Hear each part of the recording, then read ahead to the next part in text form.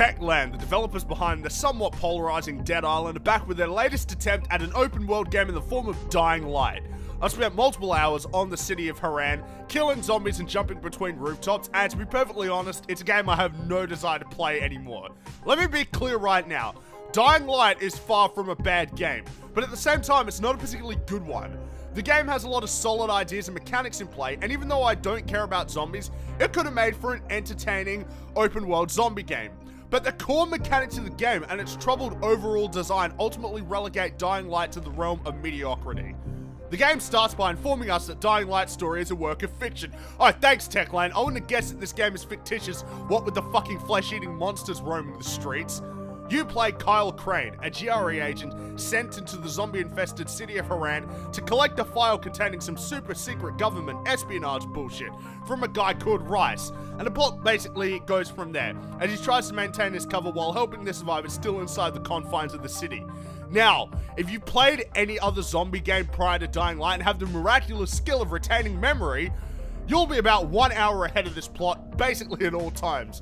Dying Light's story is painfully predictable, which was to be expected as it's a modern zombie game not developed by Telltale.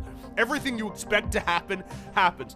I spotted all the plot twists from a mile away. I predicted the characters that would die the moment I met them, and overall, the story was very unoriginal. Just like the ending, which featured a fucking QTE and the main bad guy falling to his death like I knew he would.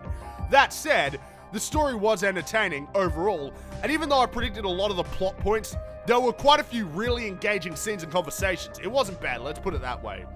The same level of unoriginality applies to Crane as well.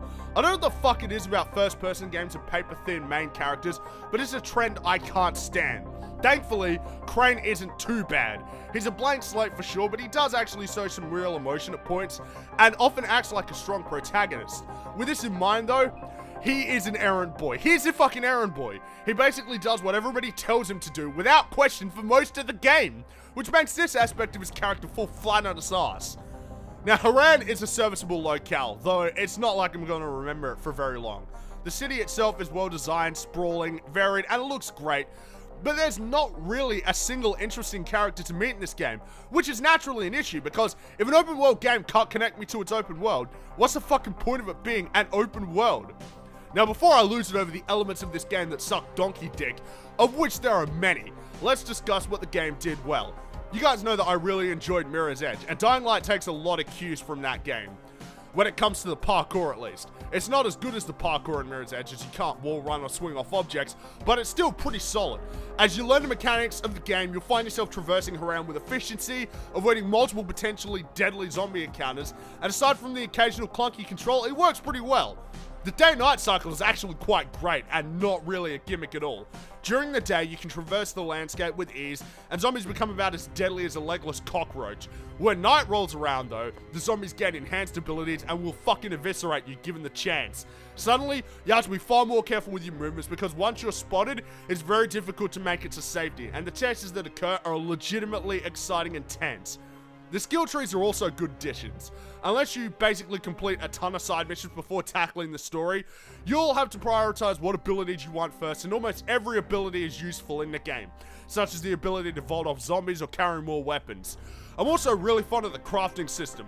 Most weapons can be upgraded with different materials, and the benefit in doing so is that the weapons become more powerful. The zombie variety is also really impressive. There are a wide assortment of different zombies you'll encounter in the game. There are standard zombies, runners, spitters, giant mutated zombies that carry around huge sledgehammers, and of course the night crawlers, along with another zombie type that we'll be talking about later in this review for very obvious reasons. The game itself looks pretty great too.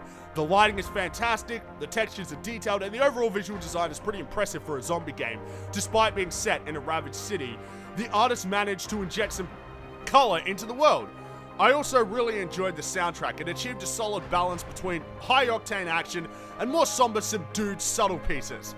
Unfortunately, shit really starts to fall apart when it comes to the combat. I'm gonna be blunt right now. The combat is probably the worst aspect of Dying Light. You guys know that I love third-person action games, so combat is very important to me. I've stated before that first-person melee combat is rarely done well, don't kid yourselves guys, and Dying Light once again reaffirms my case. The melee combat feels clunky and contrived. Often you'll feel as though you're swinging at the air, and that many attacks don't carry much power. And because the camera is so fucking schizophrenic, you can only tell what the fuck is happening. And don't say to me, it's supposed to be realistic. Okay, if the game is meant to be realistic, then how the hell is a player able to slide down a fucking metal wire without burning the flesh off his hands in the process? In case you weren't aware, rope burn fucking exists. Besides, fuck realism, it makes the game less fun. The stamina system is just the icing on the cake of stupid. Stamina systems are not inherently bad and can be executed well as seen with Dark Souls. But here, it constantly interferes with the gameplay. Crane is meant to be a spec ops agent or something, yet he can only swing a fucking pickaxe 3 times before collapsing into an asthmatic fit, at which stage, distractingly large amounts of the screen become shrouded in black. I'm one unfit person, and even I don't black out from swinging a fucking stick or running for 20 goddamn seconds. Yes, I know you can upgrade your stamina in the skill tree, but it's still never enough. This is made worse by the fact that killing enemies with melee weapons is so fucking inconsistent. Sometimes I'd be able to kill an enemy in 1 or 2 hits to my satisfaction, regardless of whether or not I aim for their head, and other times I'm left wailing on them while they're lying face first on the ground and they just refuse to fucking die. It wasn't like I was swinging at their feet or something, I aimed for the head. And because the weapons are about as durable as an early Xbox 360 and need to be repaired after about 15 swings, you'll often find yourself with broken weapons that have the combat efficiency of a musket against a fucking tank battalion. The stamina system wouldn't be an issue if it wasn't for the fact that you're often fighting a group of enemies at the same time. And when you're fighting multiple human enemies in a narrow corridor, holy shit does the game go downhill. They fucking block and dodge everything. As soon as you land a hit, you better be dodging at inhuman speeds, or else your face isn't gonna look so pretty. And overall, it made me want to avoid combat at all costs, which is not a good sign when your entire game is focused on combat. The combat actually gets a lot better once you get your hands on a gun, and at that stage, I started to have a lot more fun in combat encounters. But I shouldn't be saying that, I'm sick of first-person shooters. So when melee combat in Dying Light is so inconsistent, it actually makes me want to shoot generic guns over using electrified wrenches, that doesn't bode well for the melee combat. Oh, and whoever the fuck at Techland thought it would be a good idea to create zombies that explode and kill you in one foul swoop? What the fuck were you thinking? Seriously, these exploding zombies are the worst. So many times, I'd open a door, encounter one of these assholes, and get my ass blown across the room without any warning, or I'd be fighting a zombie at full health, but then just fall over dead because one of the exploding zombies approached from behind. These one-hit kill enemies accounted for the vast majority of my deaths in Dying Light. I'm fine with dying in a game, as long as it's due to my lack of skill, but this isn't difficulty, this is just fucking cheap. The game also runs like ass on the PC. Seriously, this has got to be one of the worst ports I've played in a long time. In case you're wondering why this review was being rendered at 30 FPS instead of 60, it's because the frame rate even struggled to remain above 30 FPS. The game is poorly optimized, plain and simple. Now, if you're on an Nvidia card, you may not have too many issues as this is a GameWorks optimized title, but if you're on the AMD side like me, don't buy this game on PC. You guys know that my PC is pretty beefy and it still ran like shit. The game scales badly too, so even on low settings the game ran poorly. Unless of course you turn the view distance way to fuck down, which somehow doubled the frame rate.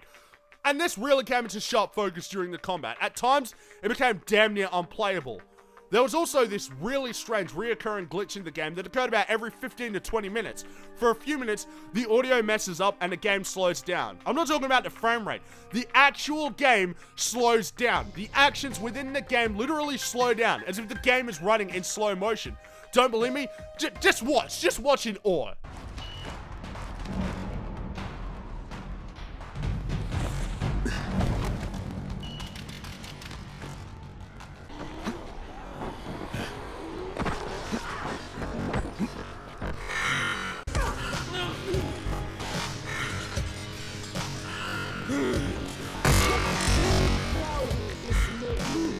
Dying Light took me about 10 hours to beat, and there are still a lot of side missions for me to tackle. Rest assured, there is a wealth of content here. But that doesn't really mean anything when the fundamental gameplay is so flawed.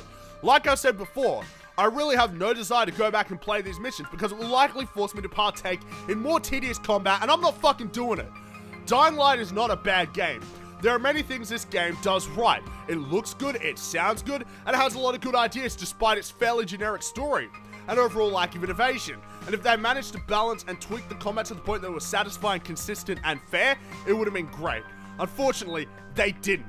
and coupled with how fucked up the PC port is, Dying Light ends up as a mixed bag, neither good nor bad, just in the middle. It's one of the most inconsistent games I've ever played. I had fun with Dying Light, but the amount of times I had fun in this game were matched by the amount of times I wanted to hang myself from my own ceiling with a mouse cord. Is Dying Light worth buying? If you're on the consoles, maybe more so. If you're on the PC, no, not really. Not right now, at least not for full price.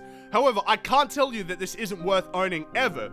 I'd say wait for the game to go down in price before picking it up because there is still fun to be had with Dying Light.